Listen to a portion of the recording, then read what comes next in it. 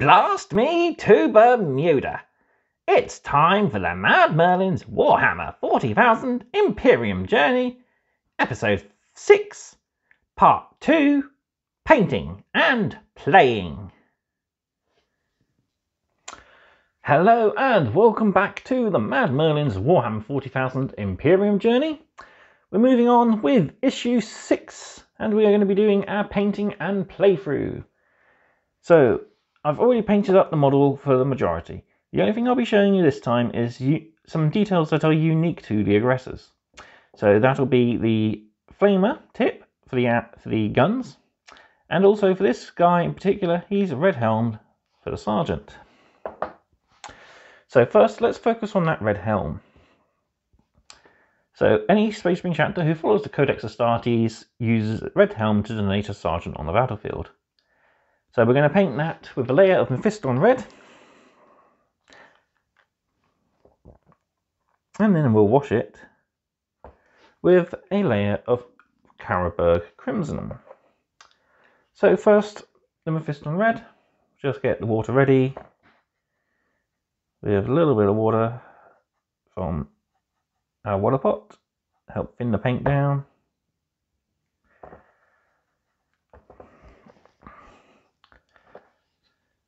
So, yeah, like I said, the only area we're going to be covering is the helmet.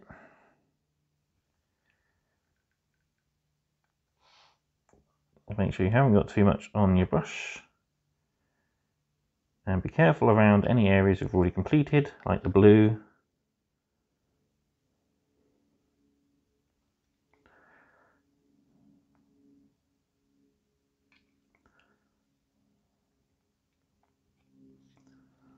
Any mistakes, just tidy up with the McCrag blue from the pot. With our red dry on the helmet, we're now ready to apply an all-over shade of Carroburg crimson.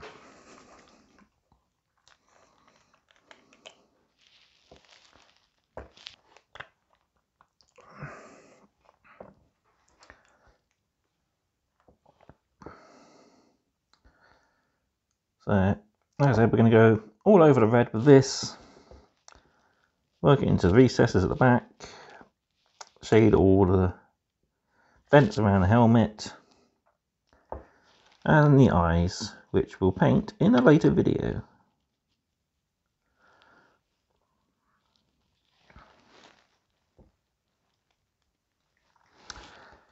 Once that's dry, we'll have our battle-ready helmet.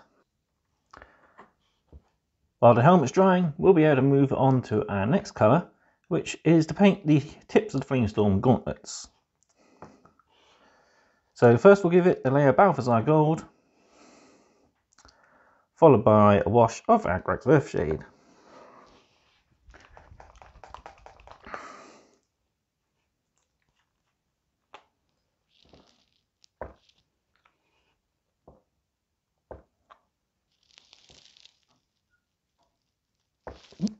That's a bit too much.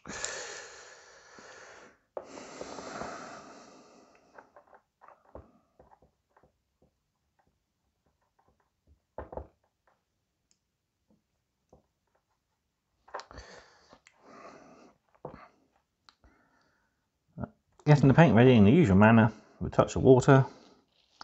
Just going to apply the Balthazar Gold all over the tips of the weapons, making sure it runs into the recesses.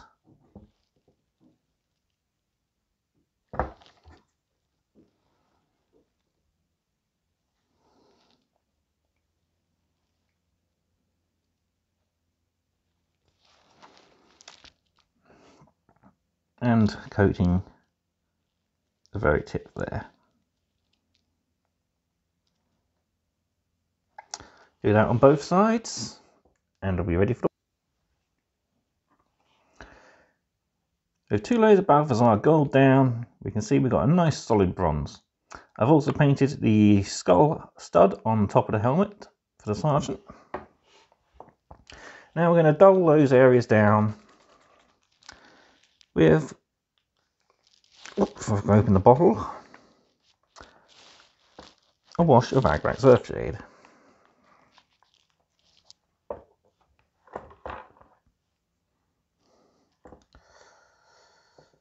So on the helmet stud, we just want to put a small dot to help shade that, and on the Flamestorm Gauntlets, you can just paint all over.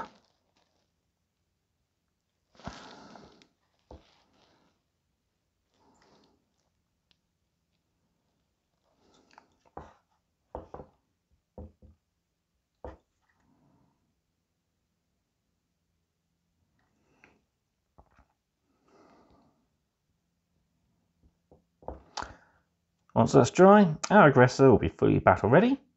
All we've got left to do is paint the rim on the base and then matte down all the gloss varnish I've done. So as you can see, I've added on some detail in the form of squad markings, close support designation, heavy support designation, and I've given him a ultramarine with a red skull denoting him as a sergeant. So I'll do those little bits and I'll be back with our playthrough and a gallery of the squad complete.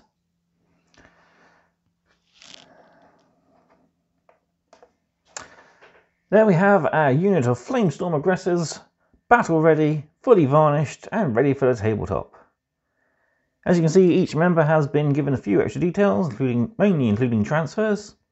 They've been given an Ultramarines U, they've been given a chevron for fire support squadron, as well as unit marking, unit designation, and a honour script on their left gauntlet, detailing many battles they fought, as well as their duty in battle. Varnish isn't quite fully dried yet on the sergeant, but there you go, you got a lovely squad of models, all ready for our next mission, which will be along shortly. Okay, here we go with Mission 6, Fire Support. So this mission pits our brand new Primaries Aggressors against a squadron of Scorpec Destroyers and the Royal Warden. As you can see, this battle will be played on the new large mat. Our aggressors spaced 9 inches apart, and all the Necron models spaced 6 inches apart. But we've got quite a few new rules to cover, so let's dive in. So we've got a new profile for the Primaries Aggressors.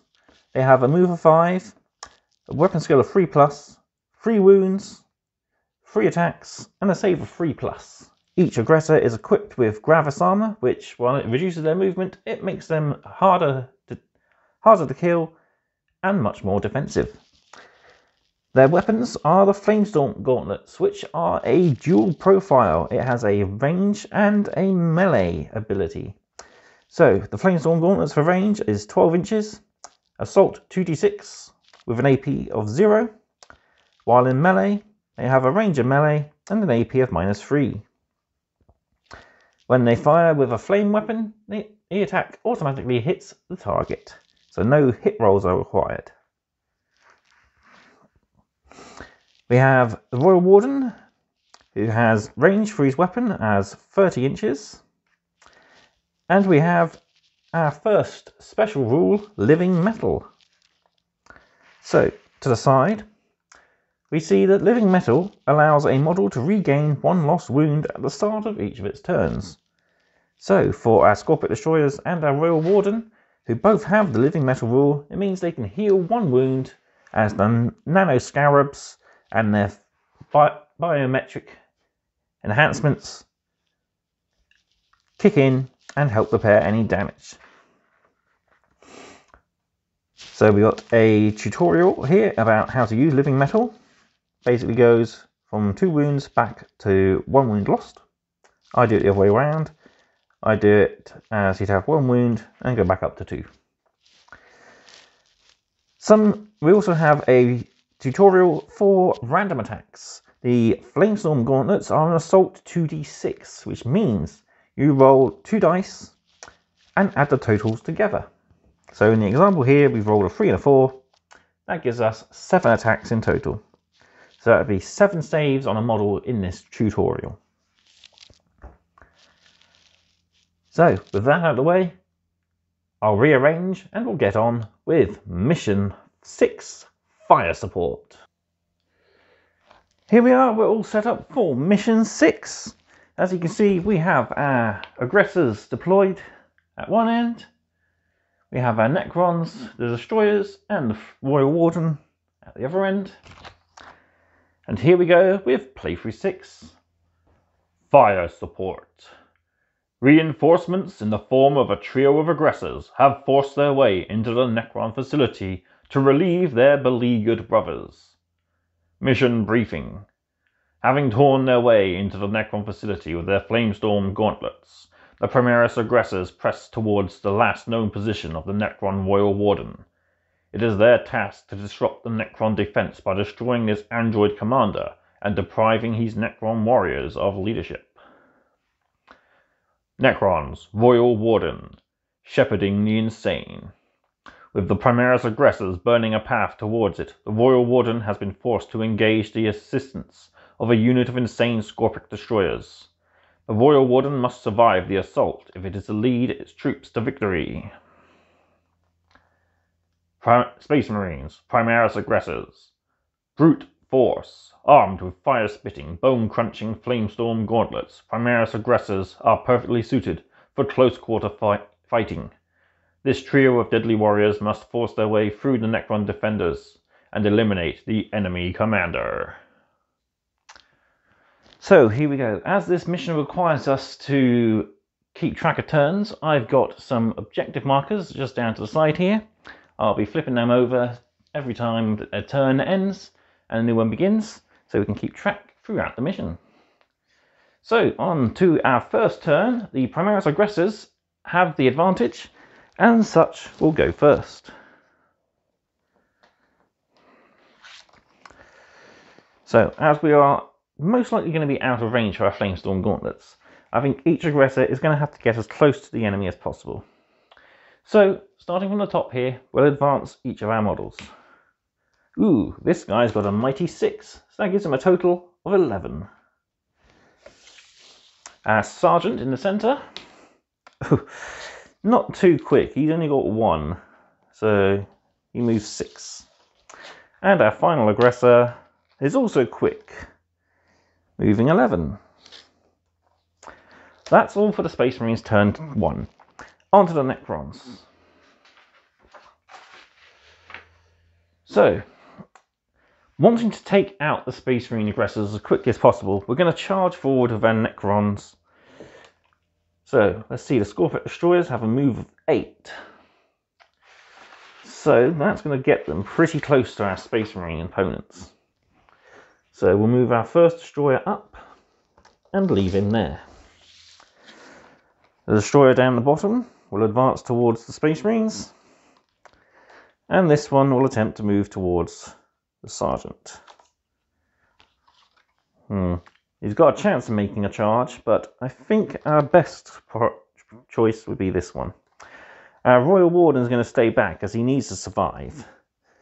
So he's going to move 5, and he's got a gun. So with our Relic Gauze Blaster, we have a range of 30 inches. So we can mark 12 there. And we can see that pretty much all the aggressors are going to be within the 30 inches. So he gets 2 shots if we are within 15 inches. We get rapid fire. So we double the number of shots, and we are within 15 there. So rapid fire 2 becomes 4. So we're needing 3s to hit our first aggressor, scoring 3 hits. So that means our aggressor now needs to make 3 saves of 3+. And he shrugs them all off. Necron's charge phase. So our first Scorpic Destroyer is going to attempt to charge the Flamestorm aggressor. 5, is that going to be enough? Ooh, no, I don't think so. 5 would get him there, which is over an inch away, so that's a failed charge. This Scorpic Destroyer 8. That's definitely going to get him within the ½ inch. I'll just do this one actually, so let's move him 5. Yeah, he wouldn't have got it within engagement range. He's 2 inches away. And this Score Effect Destroyer up here, ooh, he's got an 11. That's going to get him in range of this guy. So, onto the fight phase. Ooh. Our first Score Effect Destroyer up here makes 3 attacks, hitting twice. So our Primaries Aggressor saves twice. But with the -3 rule, we need 6s. Oh dear. That's not good. So that's 2 wounds, putting this Primaries Aggressor down to 1. If I can pick up my token. Second Score Effect Destroyer then. He may have gotten pretty quick into the fight, but he's totally missed.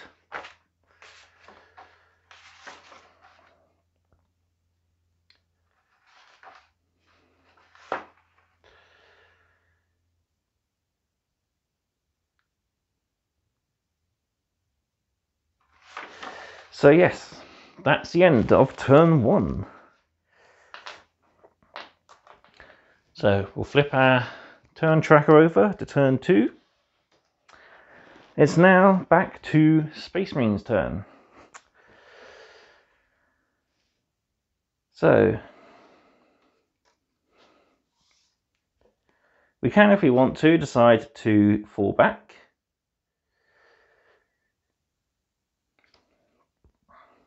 If we do, we will be unable to shoot.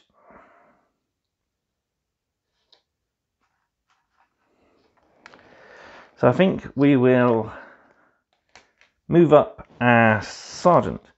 Now, Flamestorm weapons are assault weapons, which means we can still move and shoot even after advancing. But we are -1 to hit. Luckily with our Flamestorm Gauntlets, we don't need to roll to hit. So, yes, 5 + 5 gives 10 to the Aggressor Sergeant.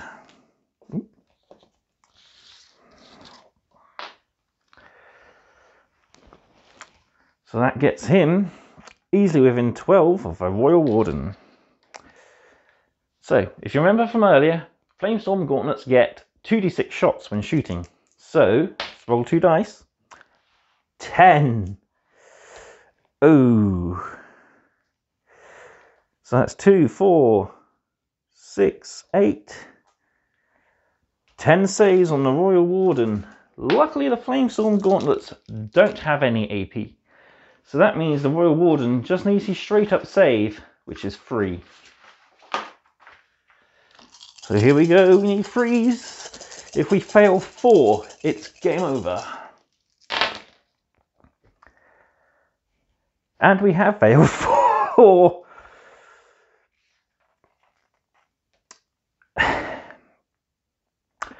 Well, the Royal Warden has been melted. While that is our victory condition, I believe we have to continue playing until... No, we win if the Royal Warden is destroyed by the end of the 4th turn. And he's destroyed by the start of the 2nd turn. So I guess that's going to be game over. Okie dokie. Mission debrief, and what's happening next in Imperium. So there we have it. The Space Marines have won their 3rd match. So, oh, actually, no, I think that's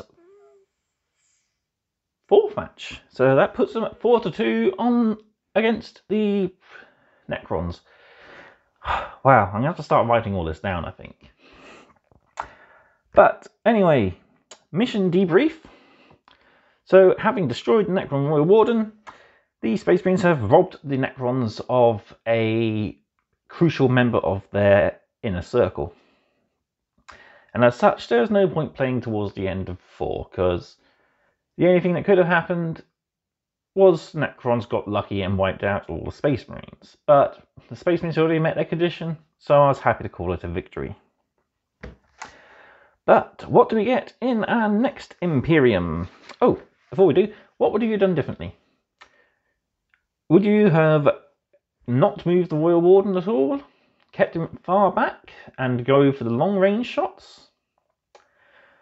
Or would you have tried to move your destroyers up and engaged in the Space Marines a lot quicker? And as for the Space Marines, the only thing that could have gone better was that Sergeant's first turn. He didn't get very good on his advance roll, so he was behind on the other two Space Marines.